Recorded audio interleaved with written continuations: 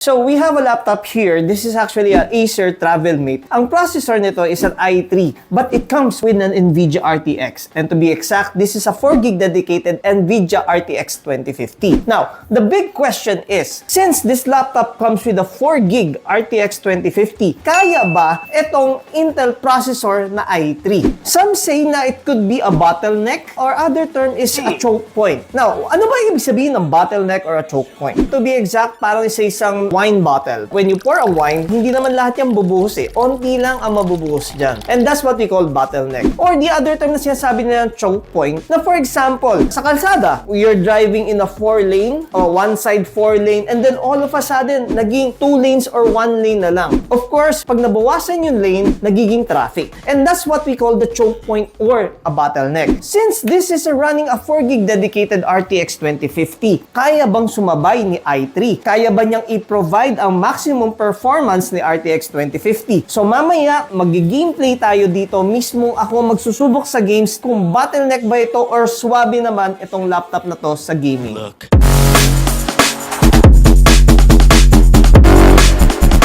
But before that, bago natin pag-usapan yung mga gameplay and specifications ng laptop na ito, tignan muna natin kung ano yung mga inclusions ng unit na ito. So it comes with a charger and the manuals, and of course may kasama rin siyang Acer bag. And about the appearance of this laptop, since this is a Travelmate guys, tawag nila dito is mga military grade. By means of durability, mas matibay siya tignan compared sa mga regular na laptop katulad ng mga Acer. This one, since this is a Travelmate, it comes with a 3 years warranty. It's color silver from everything from the top cover up to the body, kahit sa ilalim ng laptop na ito. And not to mention, no, may makita kayo dito parang logo ng fan. Actually, dito lumalabas yung extra dust para hindi daw maipon yung mga alikabok dito sa loob ng laptop na ito. So, walang dust in.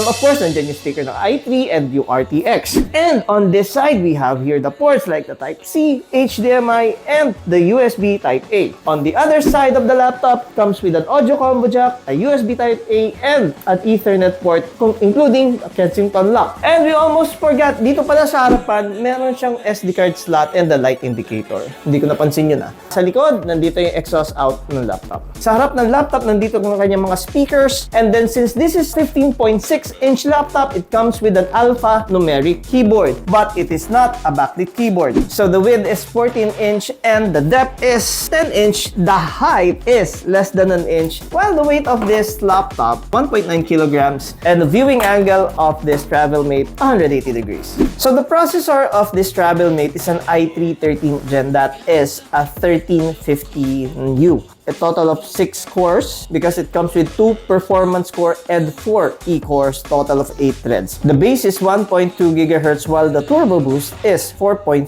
GHz. Memory of this laptop is 8GB. Check natin if it is upgradable, while the storage of this laptop is 512 SSD. Normally, ang mga Travelmate is Windows 11 Pro, but this laptop is only Windows 11 Home. That is why mas mura to compared sa mga other Travelmates. We'll tell you the price later kasi competitive ng presyo nito. Ang mura ng laptop na ito for an RTX 2050. So the resolution of this laptop is 1920 by 1200. So this is actually more than a full HD kasi ang full HD is only 1080. But this is 1200. It's because the aspect ratio of this laptop is 16 by 10. Dati kasi 16 by 9 eh. Camera quality of this Travelmate, to be honest, hindi ganun kagandahan. But does the job na talagang to do a video recording. And what you're hearing is the audio quality coming from this Travelmate. So, kanina sinabi namin sa video, this is our RTX 2050 4GB dedicated. But, kaya ba ng i3? Hindi ba siya bottleneck? That is why susubukan natin personally kung okay to sa laro. The game that we're gonna play is Apex Legends. This is actually what about AAA game. So, ibig sabihin, everything goes smooth on this game. So, the Valorant, Dota 2, or other normal games is okay ito. But, let's see the settings first of this Apex Legends, okay? Ang gagawin natin, itotodo natin lahat. V-Sync yan, adaptive rate,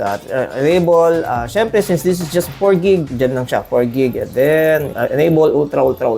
Alright. As you can see here, ang FPS na nakukuha natin is naglalaro around mga 60 FPS. It's because the laptop itself is 60 FPS. So, ibig sabihin na nakukuha natin yung maximum na FPS nitong laptop na ito on ultra. That means, this i3 na 13th gen, kaya niyang i-provide yung power na binibigay ng RTX 2050 on a 60 FPS.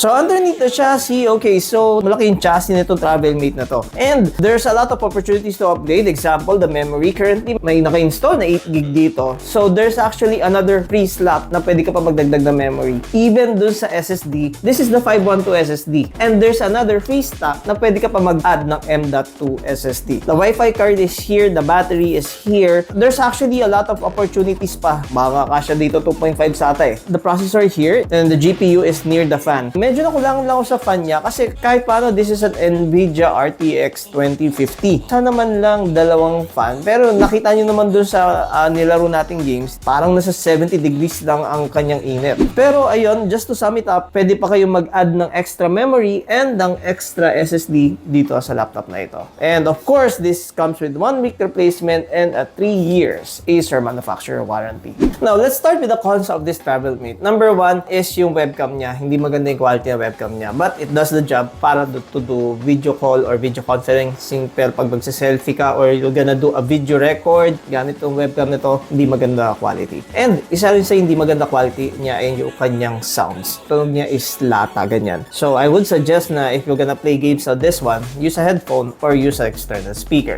And isa sa cons ng laptop na ito, wala siyang Microsoft Office. It's only a trial version. And including the operating system itself. Normally, ang Travelmate is Windows Pro ang operating system, but this is only a Windows 11 Home. Kaya nga mas mura yung presyo na ito is because of the OS itself is only Windows 11 Home. Now, about the pros of this laptop, since this is a Travelmate, this is actually more durable compared to other laptops. Mas matibay ang mga Travelmate compared sa mga Aspire. And the warranty of this laptop is actually 3 years. And isa rin sa pros ng laptop na ito, pwede ka pa mag-add ng memory and ng SSD dito. So, pwedeng 16GB and additional M.2 storage. And the other pros on this laptop is yung kanyang video card itself. This is an RTX 2050. Hindi lahat ng i3. Actually, this is the first time na nakakita kami ng i3 na merong RTX. Yung mga NVIDIA MX na 2GB, na 950, 930, yan, nakikita namin yan sa i3. Pero yung 4GB dedicated na RTX na 2050, this is the first on this Travelmate. And as you can see, or kanina, tinas natin sa games, swabe naman. Hindi siya naglalag. Actually, nasa max FPS siya, nasa 60 FPS siya when we are playing games, especially on Apex. And the other pros on this unit is yung kanyang price. This is actually ang pinaka-cheapest na RTX na 2050 na meron kami. Normally, ang price range ng mga cheap variants namin ng 2050 o mga